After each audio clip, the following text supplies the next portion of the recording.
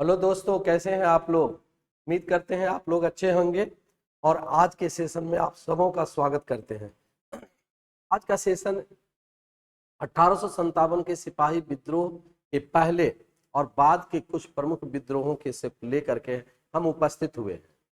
जैसे कि हम लोगों को ऐसा लगता था कि हिस्ट्री में जो मॉडर्न हिस्ट्री है वह पूरी तरह से राष्ट्रीय आंदोलन को डिफाइन करता है, लेकिन राष्ट्रीय आंदोलन तक पहुंचने से पहले बहुत छोटे छोटे ऐसी घटनाएं हैं जिससे राष्ट्रीय आंदोलन के लिए एक प्लेटफॉर्म साबित होता है, प्लेटफॉर्म का क्रिएशन होता है। उसी में 1857 का सिपाही विद्रोह, जैसे कि हमने परिणाम में आपको बताया था, प्रभाव में बताया था कि 1857 के सिपाही विद्रोह का क्या परिणाम हुआ। तो इसमें एक परिणाम हुआ था कि भारत के अलग अलग क्षेत्रों में सामाजिक और राष्ट्रीय चेतना का डेवलपमेंट हुआ, राष्ट्रीयता पनपने लगी थी। ठीक है, तो 1857 के पहले, ठीक है, 1857 एडी का जो समय है वो काफी महत्वपूर्ण है। और इसमें एक रिवोल्ट हुआ था जिसको कहा गया द रिवोल्ट ऑफ 1857। इस विद्रोह से पहले वाला समय और इस विद्रोह के बाद वाला समय में कई छोटे छोटे विद्रोह हुए थे, लेकिन ये दोनों विद्रोह का नेचर क्या था। इस दोनों विद्रोह का नेचर था कि रीजनल लेवल पर हुआ था, स्थानीय स्तर पर हुआ था। और उस विद्रोह का जो इन्वॉल्वमेंट था वह किसी व्यक्ति विशेष या क्षेत्र विशेष के आधार पर होने के कारण इसको राष्ट्रीय पैमाना पर परिभाषित नहीं किया गया। इसका उद्देश्य भी एक तरह से पार्टिकुलरली था कि किसी किसानों को लेकर के विद्रोह हुआ था, किसी जमींदारों के अगेंस्ट में विद्रोह हुआ था, या ब्रिटिश सरकार के खिलाफ किसानों का विद्रोह हुआ।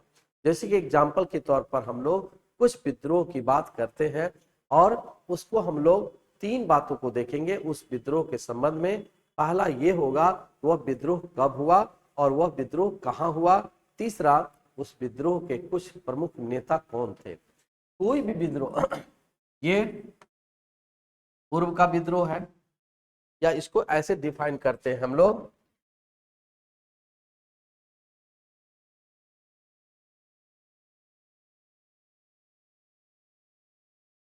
इसको इस तरह से डिफाइन करते हैं, पूर्व के प्रमुख विद्रोह और इसके बाद बाद के प्रमुख विद्रोह। ठीक है, इस दोनों विद्रोह की क्या खासियत थी। इस दोनों विद्रोह की खासियत बाद के विद्रोह और पूर्व के विद्रोह। इस विद्रोह का के बारे में हमने बताया था कि राष्ट्रीय स्तर पर हुआ जिसका प्रभाव संपूर्ण भारत पर पड़ा। अब इस विद्रोह का किसी क्षेत्र या जनजातियों या किसानों के हित से जुड़ा। यह भी वही था, इसका भी संबंध किसी स्थान या क्षेत्र या व्यक्ति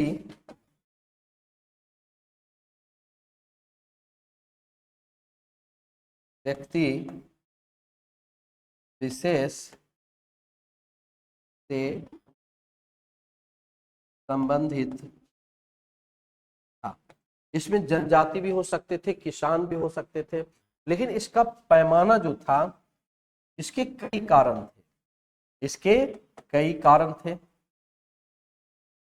कई कारण थे, लेकिन इसका और इसका, ठीक है, जो कारण था पूरी तरह से एक ही जैसा था।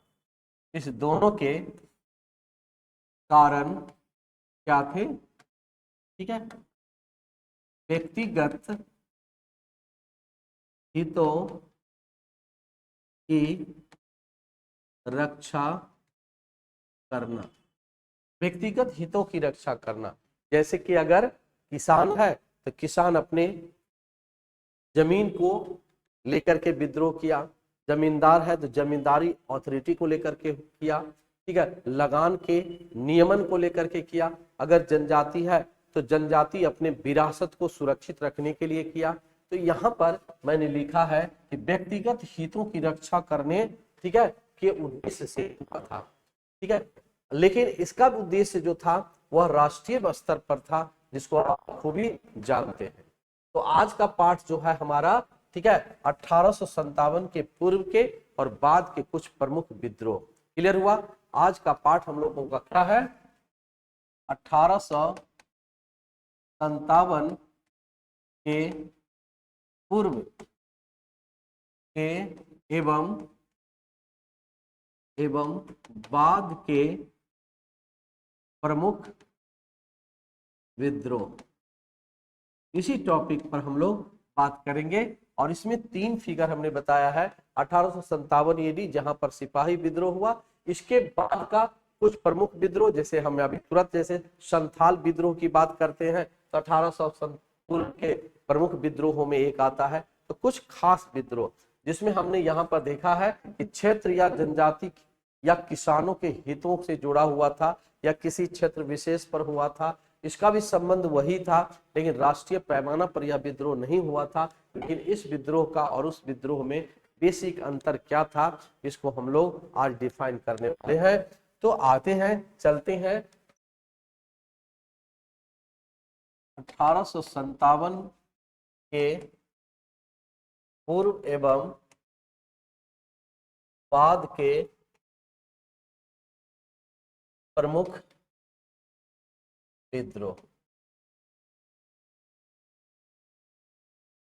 देखिए, ध्यान में रखना ये है कि इस विद्रोह का जो उद्देश्य था लगभग एक ही था, चाहे वो किसान का हो या जनजाति का हो या क्षेत्रीय आधार पर हो। निश्चित तौर पर उसका उद्देश्य अपने हितों से रक्षा करने के संदर्भ में होगा, अपने अधिकारों को सुनिश्चित करने के संदर्भ में होगा। और इस क्रम में सबसे पहला विद्रोह देते हैं वह है सन्यासी विद्रोह। सन्यासी विद्रोह, सन्यासी विद्रोह, इसमें सवाल पूछा जाता है यह विद्रोह कब हुआ? यह विद्रोह जो हुआ था 1760 में हुआ। यह विद्रोह बंगाल में हुआ था, बंगाल में हुआ था। और इस विद्रोह का जो मकसद था या नेचर था, क्या था? यह एक किसान विद्रोह था। यह एक किसान विद्रोह था, किसान विद्रोह था। और इसके प्रमुख नेता जो थे वह क्या था? कीना सरदार एवं दुर्जिन नारायण इस विद्रोह के प्रमुख नेता थे।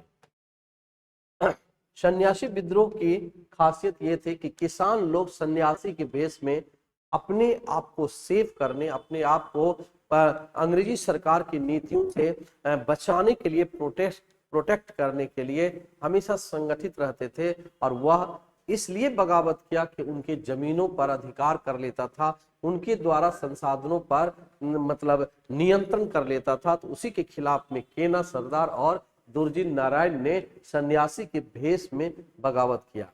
कहा जाता है कि इस विद्रोह की चर्चा एक प्रसिद्ध पुस्तक है आनंद मठ के द्वारा, आनंद मठ जिसकी रचना बंकिम चंद्र चटर्जी ने किया है, उसमें इसका वर्णन किया है। क्वेश्चन पूछा जाता है कि सन्यासी विद्रोह की चर्चा किस पुस्तक में किया गया है, तो सीधे तौर पर हम यहाँ पर इस तरह से लिख सकते हैं, इस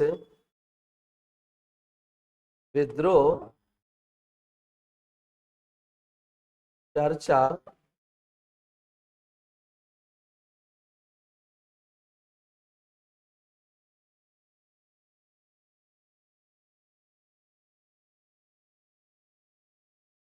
इस विद्रोह की चर्चा, इस विद्रोह की चर्चा आनंद मठ नामक पुस्तक में किया गया है, जिसकी रचना बंकिम चंद्र चटर्जी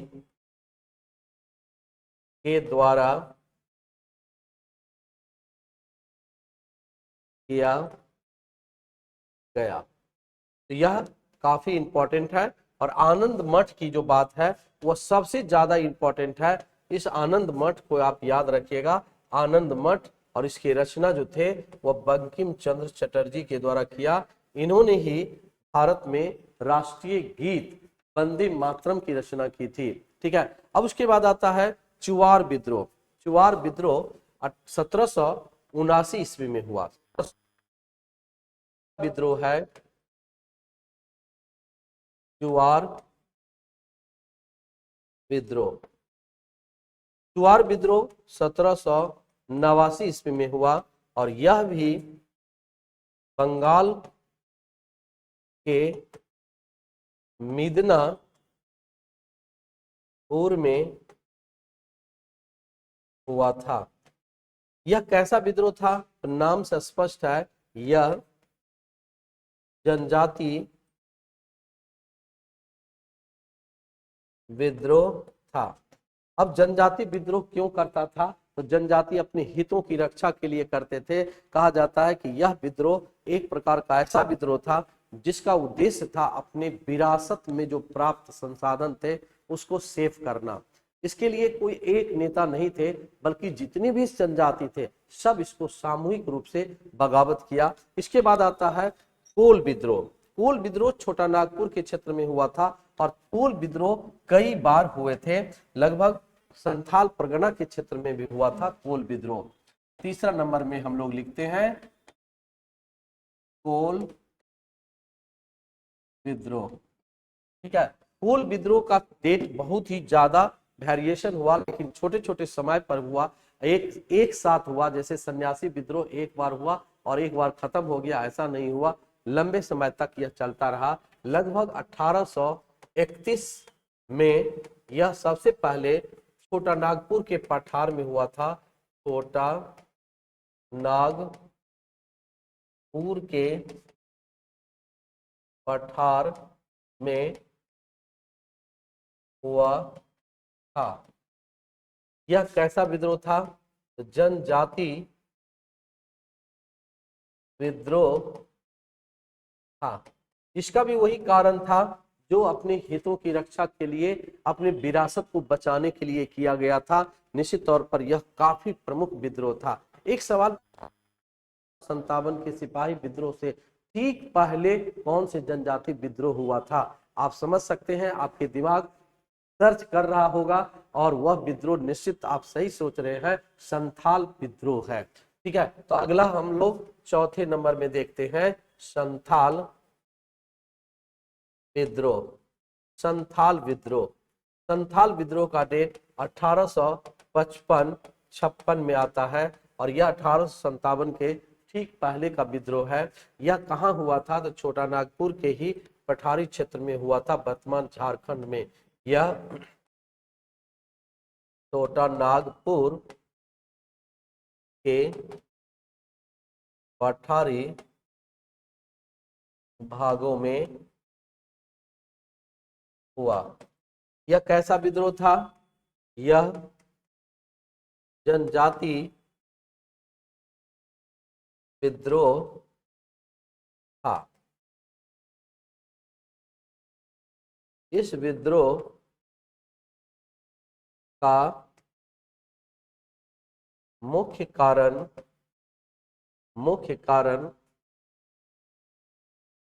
दामन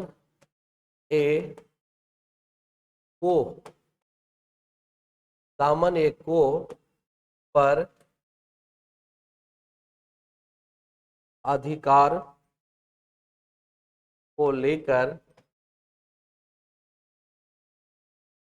किया गया। सिद्धो एवं कान्हो इस विद्रोह के नेता थे। अब देखिए इसका कारण क्या रहा होगा। इसका भी कारण वही रहा होगा जो एक तरह से कह सकते हैं कि अन्य जनजातियों का था। विरासत में जो धन मिलता था, विरासत में जो संपत्ति मिलती थी संथालियों का, उस सब संपत्ति में जमीन बहुत ज्यादा होता था। जंगलों को साफ कर जो जमीन खेती योग्य बनाते थे, उसी जमीन को दामन कुओं कहा जाता था। और इसी दामन कुओं को संचित रखने के लिए, सुरक्षित रखने के लिए दामन कुओं को अपने पास रखते थे। और इसी दामन कुओं को सुरक्षित रखने के लिए जो संघर्ष किया, जिस आंदोलन को वह क्रिएट किया था, उस आंदोलन को दामन कुओं आंदोलन कहा गया, संथाल विद्रोह कहा गया। और इसके दो नेता थे, एक सिंधो और एक कान्हो, दो नेता थे। तो यह जनजाति विद्रोह था। के बाद आता है बहुत ही फेमस विद्रोह था जिसका नाम था अहोम विद्रोह। अहोम विद्रोह 5वां नंबर में हम लोग देखते हैं। अहोम विद्रोह,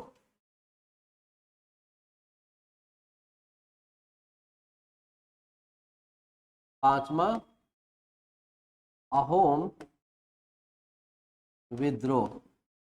अहोम विद्रोह नाम से स्पष्ट है, यह भी विद्रोह एक जनजाति विद्रोह था। और अहोम विद्रोह 1828 ईस्वी में 1828 ईस्वी में हम असम में हुआ था। यह विद्रोह कहाँ हुआ था? असम में हुआ था। असम में, और इसके नेता कौन थे? असम में हुआ था। यह एक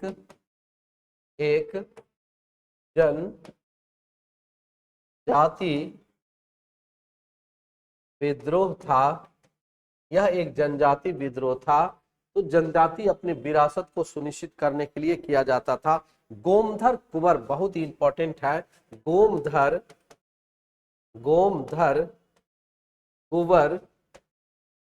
कुंवर इस विद्रोह के नेता थे। अपने विरासत को बचाने के लिए यह विद्रोह हुआ था। गोमधर कुंवर इसके नेता थे। यह असम में हुआ था और यह एक जनजाति विद्रोह था, अहोम जनजाति के द्वारा। ठीक है। इसके बाद आता है कुछ और भी विद्रोह था। जैसे एक विद्रोह है, बहुत ही फेमस विद्रोह है, जिसको कहा गया बहावी आंदोलन। बहावी आंदोलन 6ठा नंबर में हम लोग देखते हैं। बहावी आंदोलन। बहावी आंदोलन, बहावी आंदोलन थोड़ा हट कर था। यह आंदोलन 1830 से 60 के बीच हुआ था।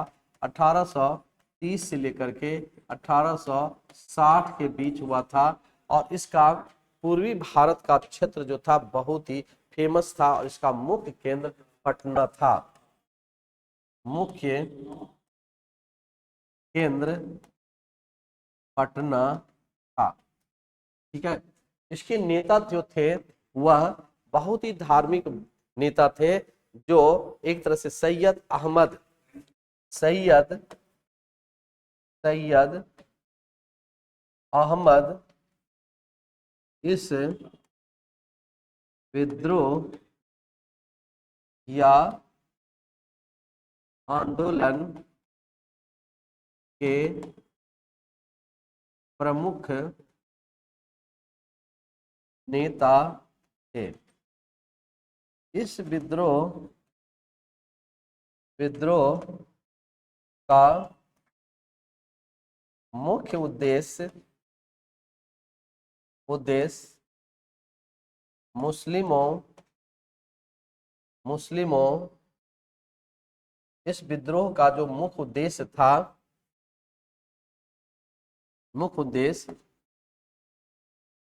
मुस्लिमों को एवं मुस्लिम समाज को सुधारने के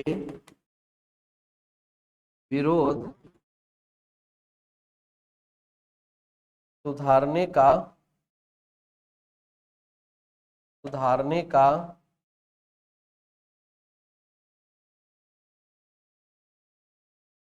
करना। सैयद अहमद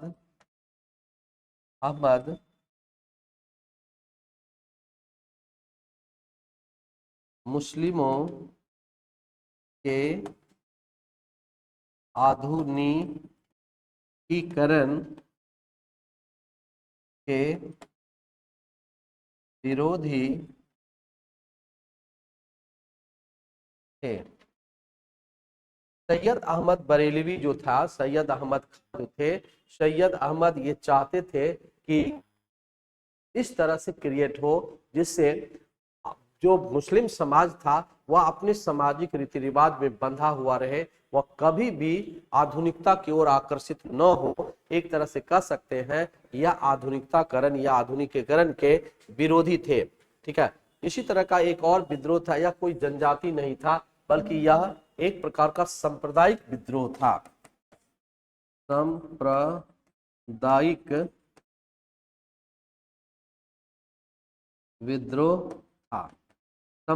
विद्रोह था। इसके बाद आता है पाइक विद्रोह था। पाइक विद्रोह था 17 से 25 के बीच हुआ। पाइक विद्रोह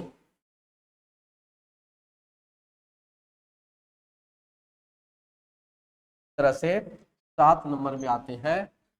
7वां नंबर में पाइक विद्रोह।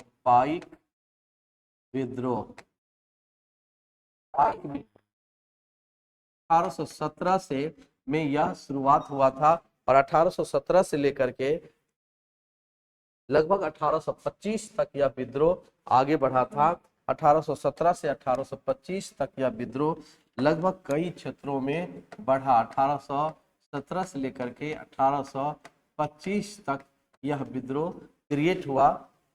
यह एक जनजाति विद्रोह है, नाम से स्पष्ट है। बख्शी जगबंधु इसके प्रमुख नेता थे। यह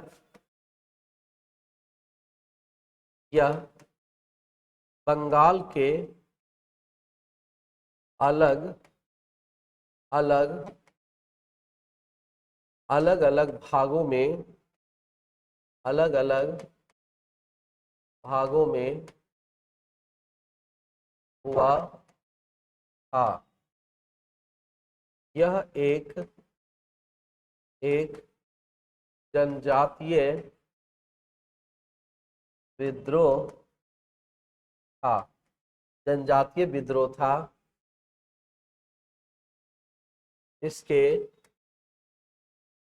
प्रमुख नेता, व्यक्तिगत तौर पर यह विद्रोह था, ठीक है, बख्शी जगबंधु विद्रोह पर नेता बख्शी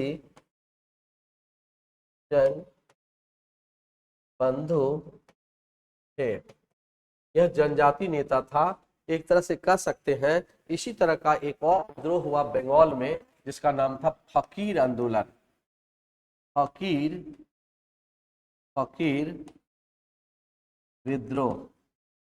विद्रोह नाम से स्पष्ट है, यह एक सामुदायिक विद्रोह था। 1776 से 1777 में यह विद्रोह हुआ था। 1776 से 1777 के आसपास यह विद्रोह हुआ था एक बार। और इस विद्रोह का जो क्षेत्र था बंगाल में यह विद्रोह हुआ था। फकीर विद्रोह कहाँ हुआ था? बंगाल में यह विद्रोह हुआ था। यह एक सामाजिक उत्थान के लिए विद्रोह हुआ था।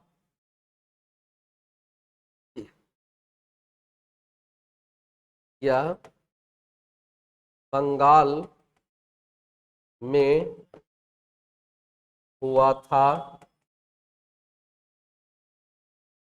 और इस विद्रोह के प्रमुख नेता, क्योंकि व्यक्तिगत तौर पर यह विद्रोह हुआ था, इसका नेता जो मजनू शाह था, बहुत ही इंपॉर्टेंट नेता था। मजनू शाह था। ठीक है, तो 8 नंबर का जो विद्रोह है, एक लास्ट विद्रोह हुआ था इसी तरह का जनजातीय विद्रोह था, वह विद्रोह था मुंडा विद्रोह। मुंडा विद्रोह कौन सा विद्रोह? मुंडा विद्रोह था।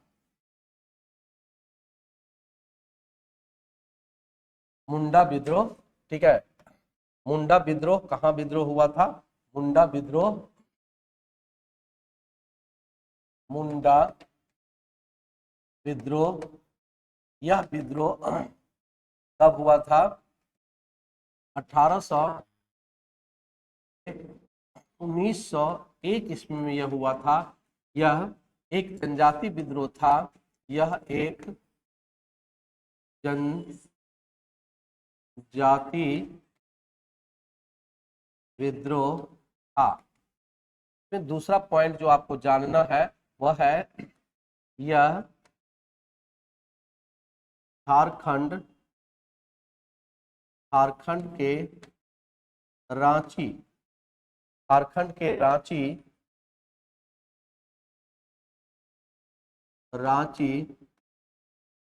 क्षेत्र के राजमहल पहाड़ी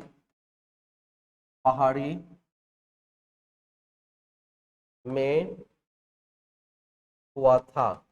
अब इसका जो महत्वपूर्ण बातें हैं, इस विद्रोह का जो प्रमुख नेता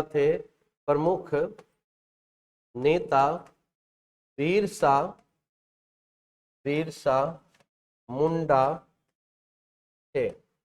इस विद्रोह को उल गुलान